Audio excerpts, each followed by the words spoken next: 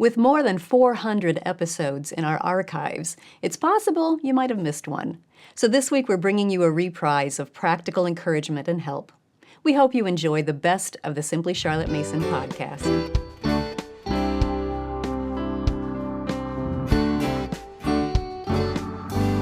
Welcome to the Simply Charlotte Mason podcast. I'm Sonia Schaefer. Planning and scheduling your homeschool studies involves several steps.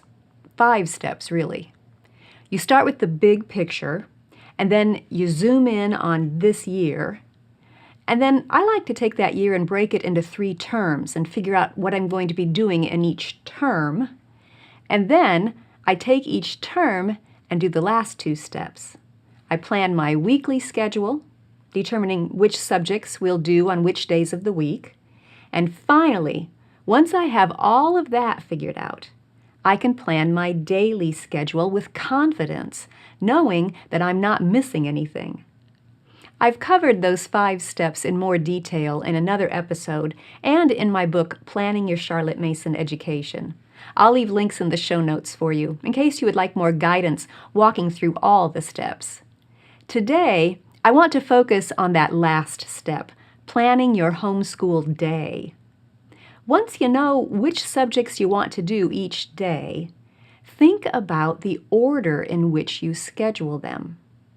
I want to share a little secret with you that will either help your child to pay attention throughout the day or make it more difficult for him to pay attention. Charlotte Mason explained the situation this way. This much is certain and is very important to the educator.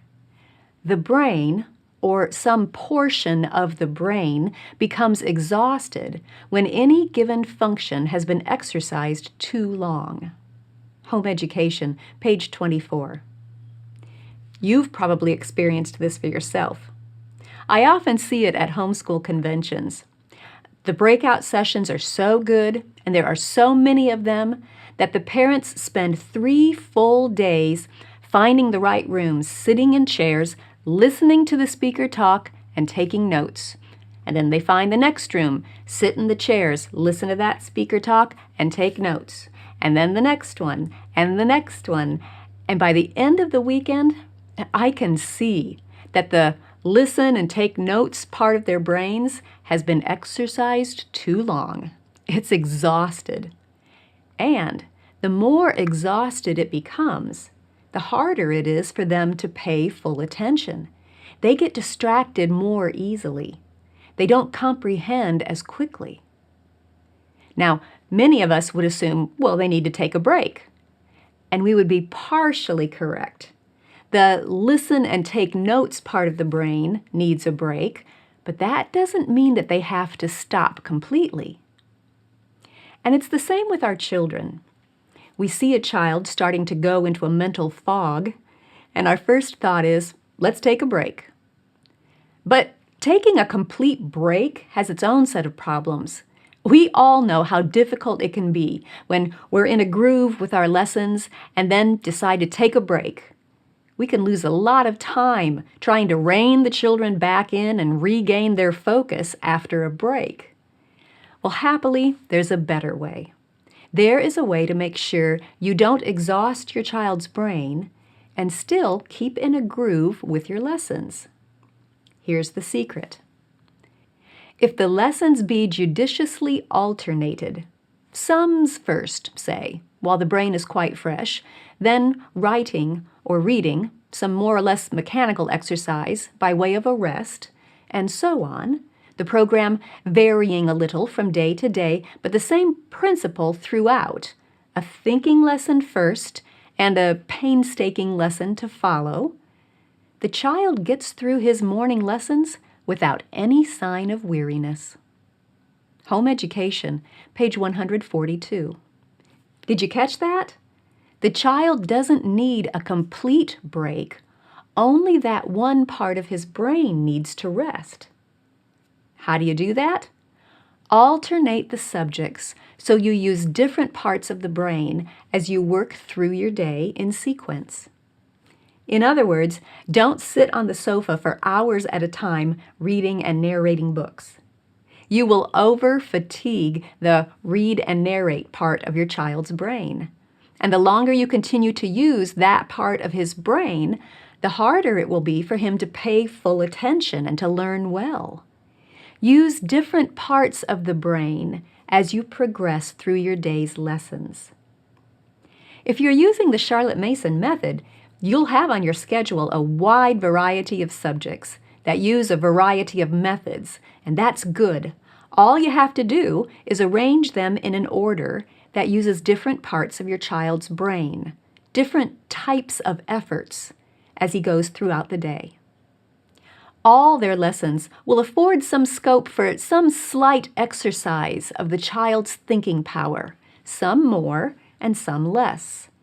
And the lessons must be judiciously alternated so that the more mechanical efforts succeed the more strictly intellectual, and that the pleasing exercise of the imagination, again, succeed efforts of reason.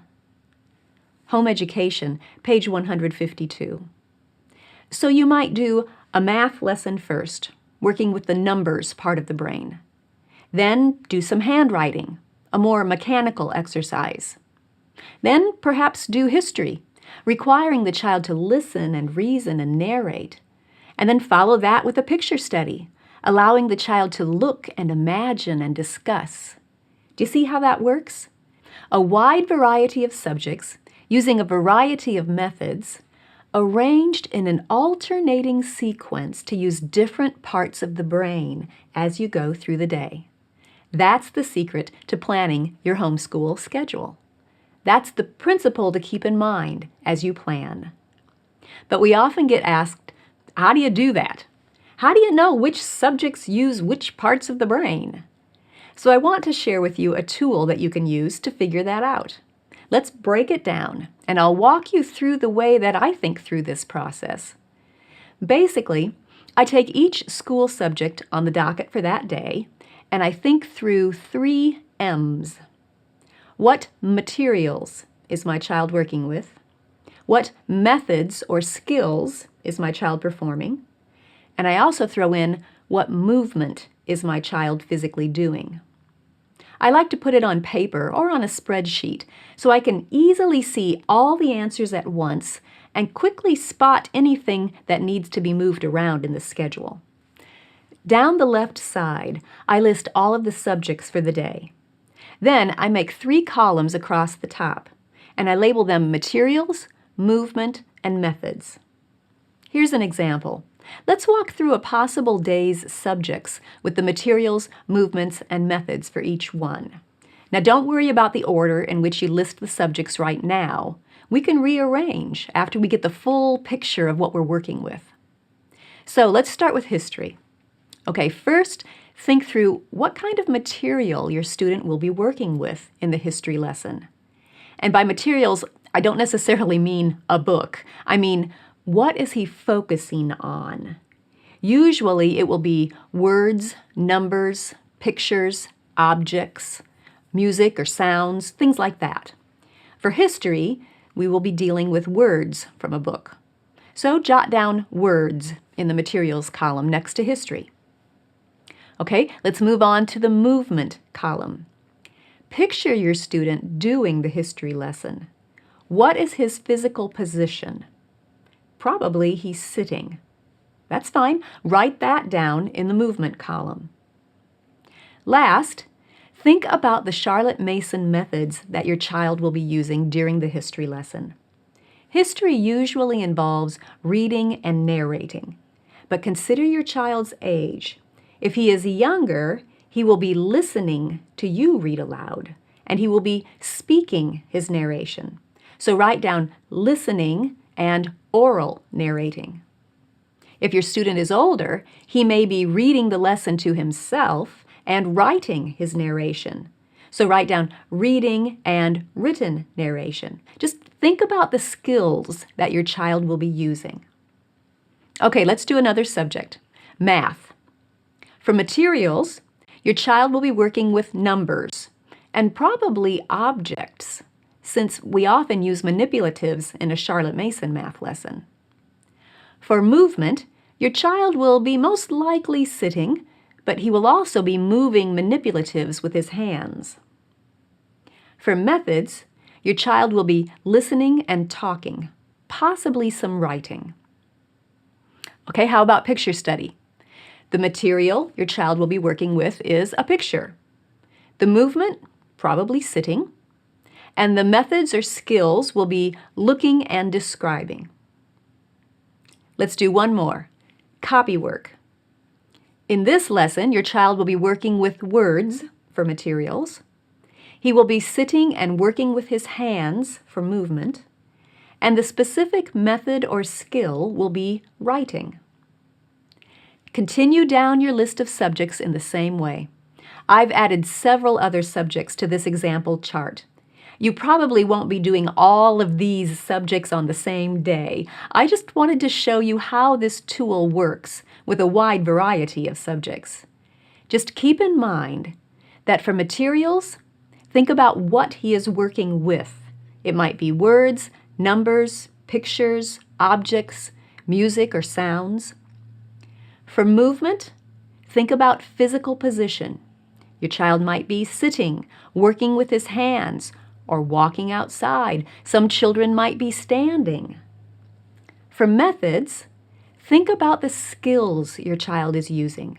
He might be writing, listening, talking or discussing, reading, narrating, drawing, looking, memorizing, reciting, describing, singing. Once you get those 3 M's noted for each subject, put the subjects in the order in which you're thinking you might do them during the day. Once you get them in a potential order, scan down through the 3 M columns and look for any identical rows next to each other. You don't want identical rows next to each other. You want at least one word to change as you move from subject to subject or from row to row in sequence. 1 word change works. 2 word changes are even better. For example, look at scripture memory, hymn study, and literature on the chart. All 3 subjects have words in the materials column, back to back to back. And they all have sit for the movement column. Those clusters of identical words should attract your attention, but they are not identical. You'll notice that hymn study adds music as another materials component. And all 3 subjects use different methods. So you're okay having those 3 subjects in sequence because you have a change in at least one column as you look through them. If you see 2 subjects or rows that are identical in all 3 M columns, rearrange. Grab one of those subjects and tuck it into a different slot where it won't be touching another of its own kind. And once you get your chart finished, keep it handy. You can reuse those subjects and 3 M details as you set up your daily schedule for future terms. And don't worry about getting it perfect. Just do the best you can right now and try that schedule as an experiment. You'll be able to tell how effective it is by observing your child as the day progresses. Short lessons that use alternating parts of the brain should make it easier for him to pay attention and keep moving through his lessons without needing a complete break. Well, remember, it will still require effort from your student, but a good sequence will require different types of effort as the lessons progress. He will still need to grow in developing the habits of full attention and best effort. But a good sequence of subjects will assist him in that growth, not hinder him. So try that daily schedule and observe your child. If you notice that he continually struggles with mental fog during one particular subject, come back to your chart and look at it again. Now be careful not to panic if you see him struggle a bit on one day. We all have good days and bad days. But if you see him continually struggle to pay attention in one particular subject over the course of many days or weeks. Then come back to your chart and consider rearranging it. Move that subject somewhere else in the schedule, and then try it that way for a few weeks and see if that sequence works better. There is no one magic schedule that's going to work for every family. But that's the beauty of homeschooling. You have the freedom to customize your schedule and tweak it as you go along in order to fit your child best. Just remember, a wide variety of subjects using a variety of methods, arranged in an alternating sequence. Use different parts of the brain as you progress through your schedule. That's the secret to planning a great homeschool day.